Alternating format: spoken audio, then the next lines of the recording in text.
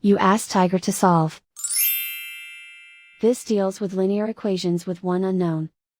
The final result is x equals -4. Let's solve it step by step. Simplify the expression. Expand the parentheses.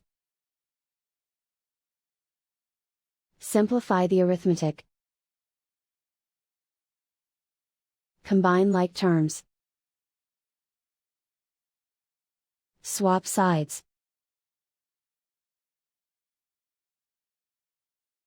Group all constants on the right side of the equation.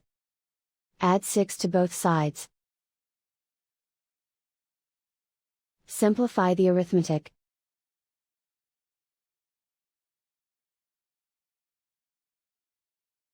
Isolate the x. Divide both sides by 7. Simplify the fraction. Find the greatest common factor of the numerator and denominator. Factor out and cancel the greatest common factor. And so the final result is x equals -4.